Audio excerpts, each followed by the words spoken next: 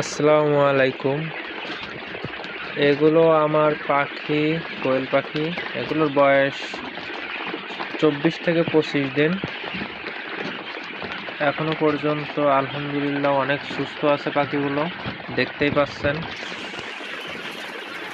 তার কারণ হলো এখানে টাইম টু টাইম খাদ্য দেওয়া, লাইটের ব্যবস্থা করা, শীতের মধ্যে পাখি যাতে গরম থাকে সেভাবে পরিচর্যা করা। দেখুন আমার সাইডে আমার খাঁচার মধ্যে সুন্দর করে কাগজ দেওয়া, চারি সাইডটা অনেক সুন্দর করে ঘেরা, উপরে কাগজ দেওয়া। এই জন্য খুব সহজে কিন্তু পাখি অনেক গরমে থাকে। আর জায়গাটাও অনেক সাফসাফাই করা। তো এখনও যেহেতু খুব বেশি বয়স হয় নাই, ডিমে আসে নাই, এজন্য এখনও পর্যন্ত যে খাদ্য খাওয়াচ্ছি সেটা হলো এই যে ব্রয়লার স্টার্টার। এই খাদ্যটা এখনও পর্যন্ত খাওয়াচ্ছি নারিশ কোম্পানির। আর টাইম টু টাইম ঠিকমতো ওষুধ দেওয়ার কারণে আমার পাখিগুলো কিন্তু আলহামদুলিল্লাহ অনেক সুস্থ, দেখতেই পাচ্ছেন। পাখিগুলো কিন্তু অনেক তরতাজা, এই দেখুন। তার কারণ হলো আমি টাইম টু টাইম খাদ্য দিই, পরিচর্যা করি, ঠিকমতো ওষুধ দিয়ে থাকি।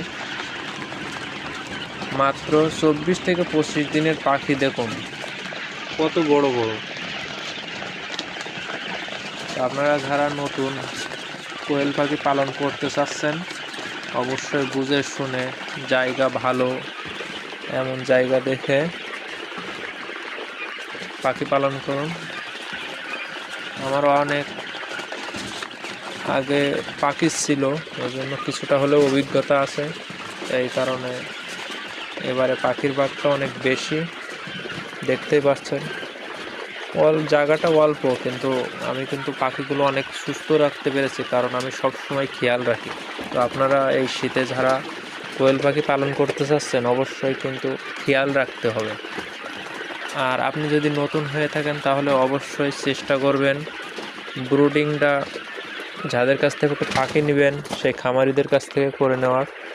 তাহলে আপনার পাখি মারা যাওয়া বা রোগ ব্যাধি থেকে অনেকটাই সুস্থ থাকবে।